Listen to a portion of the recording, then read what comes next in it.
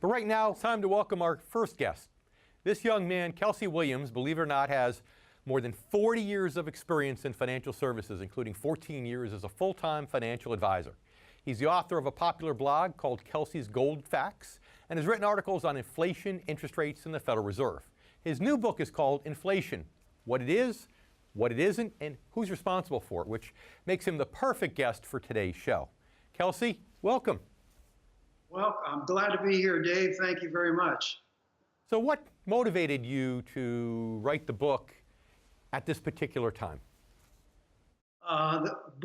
The idea behind the book was something I've thought about for quite a while. I've been posting articles for about a year and a half, and I had assumed that at one point I would probably put together something in the form of a book. After the first of the year, I decided it was time to start, and I sat down and started pulling it together, and it is included in there is a lot of material from some of the things I've already written, but expanded on that, and that's what happened, and it just clicked, and within a few weeks I had together a little booklet and published it. So you started writing the book January of this year or January of last year? Well, I put the book together in January. But the reason you're able to do it so quickly, see, I thought I was just a slow writer for a minute because my two books took me about 6 months each. But obviously you had a lot of the fodder behind it with some of the blogs that you've done, which made it a little quicker. So I'd at least like to think that that's why, that you're not that much of a quicker writer than me. But, you know, tell our income generation members, what are the most common misconceptions about inflation that motivated you to write this? I don't think people explain or define it correctly, and I think it's presented to us inaccurately. Okay, so what are those inaccurate misconceptions that are explained to us? How do people define it inaccurately? Inflation is the debasement of money by government. That's all it is. And it happens via their expansion of the supply of money and credit. Everything that most people refer to as inflation are the effects of that inflation. And those effects show up over time, usually in the form of general increases in the level of prices for all goods and services. Those are an effect of inflation. It's not inflation itself. That's a good point. Most people think inflation is actually the increase of prices, when really it's the devaluation of the currency. So you need more units of currency to buy a particular good and service. So I get that. What do you think is a threat right now with inflation? Do you think it's as big of a threat as the media is mentioning to our financial system, or do you think maybe this is just a recent thing that the media is blowing out of proportion? I think it's a talking point, but I don't think the threat of the effects of inflation are nearly as prominent right now. I think a bigger concern would be the threat of deflation and credit implosion. Yeah, I don't know if you heard just a few minutes ago, I was talking about that earlier on the show, that I'm more worried. I've been worried about deflation really now for over a decade, because you're right, all those textbooks say that, you know, the printing of money causes inflation because it's too much money chasing after too few goods. But they assume that the person, that the average consumer is going to take all that extra money supply and use it to buy goods and services. But nobody ever asked the question in these old textbooks, what happens if the printing of money goes into investments, if it's saved and invested? So I want to approach that topic with you a little bit more right after the break. So stay with us, everybody. We'll be back with much more from Kelsey Williams. Now it's time to welcome back Kelsey Williams. Kelsey, what you said was music to my ears before, the concern about deflation. But why are you concerned about that? Well, the effects of the inflation that is created over the last 100 years by the Federal Reserve is cumulative and ongoing. But it becomes unpredictable. The biggest threat, I think, to my way of thinking, would be a collapse of the structure, and it's partially due to the fact that we create inflation via fractional reserve banking. There's a compounding of the money in circulation and the credit via fractional reserve banking.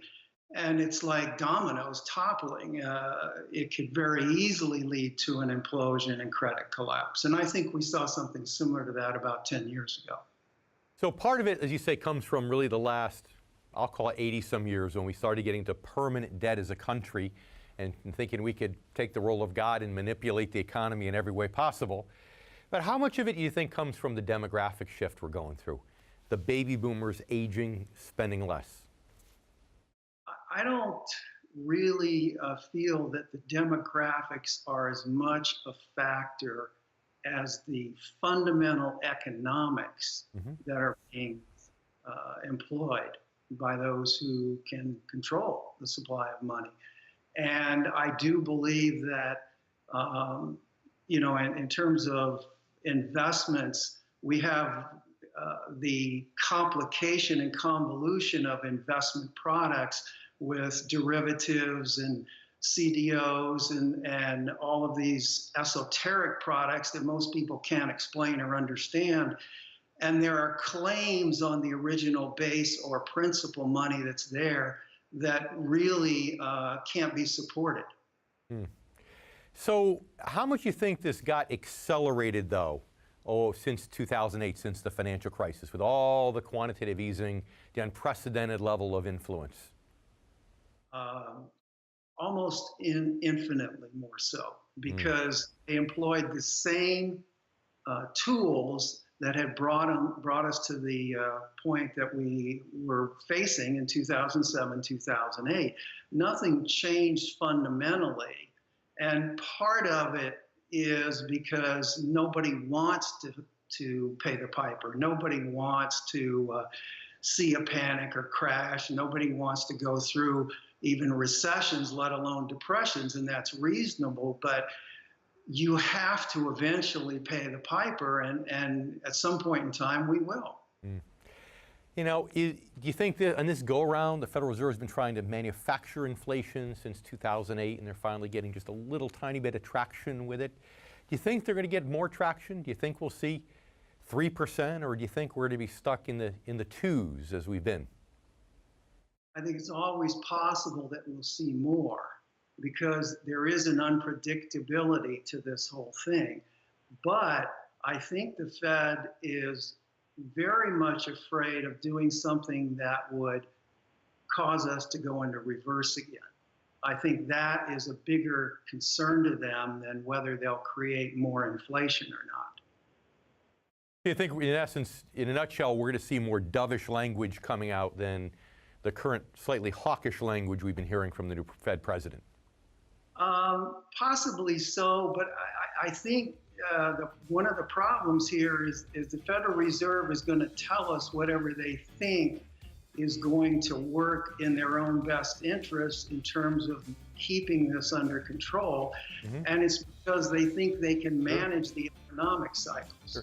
We need to leave it there for this segment. We need to take a commercial break. Stay with us. We'll be right back with more words of wisdom from my new friend, Kelsey Williams. Now it's time to welcome back Kelsey Williams. You know, Kelsey, the new Fed chairman, Jerome Powell, just recently announced an aggressive schedule for raising the short-term rates. But your thought is that they're willing to abandon that schedule pretty quickly if you think it starts starving off economic growth. Absolutely.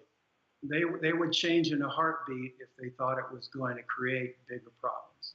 So what do you think they're thinking? I mean, how is it possible then, for example, that with all this increased money supply over the last decade or so, trying to create inflation, trying to stimulate the economy, they haven't been able to do it.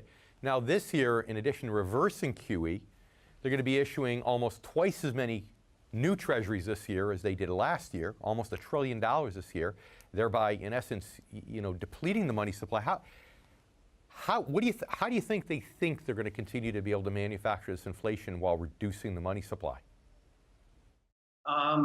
I don't know what their logic is, but I'll tell you how I see most of their actions over time. I compare them to drug addiction.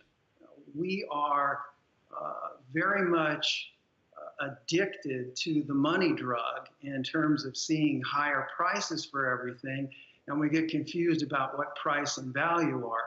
So as the Federal Reserve continues to create inflation over time, there will be periods of temporary contraction, as you just mentioned, but the government has to stay in operation, and that's another one of the primary functions of the Federal Reserve, is to make sure that the government has the money to operate, which is why there is always a continuing issuance of new Treasury securities. Well, the money drug, you're right. It's, you could have a cup of coffee in the morning and it picks you up, right? You feel good. And then you start to fall down maybe mid-afternoon. This time it might take 2 cups to get the same pickup. And for a lot of us, by the time we get to evening, we could have 3 cups of coffee and go right to sleep. It's not going to make a difference. The drug loses its effect over time. And that's happening. But which camp are you in? Some people think, well, we can keep taking on more debt forever and we can grow ourselves out of it. The other camp says, eventually there's going to be a day of reckoning. What are your thoughts?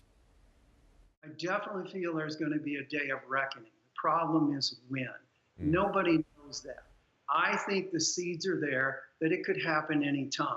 But I also know that the Fed has pulled a rabbit out of the hat on numerous occasions, and we don't know how people will react. If people ever decide that there is a problem, or they actually become aware of the extent of the problem, nobody's going to be able to stop it when it starts to go in the wrong direction.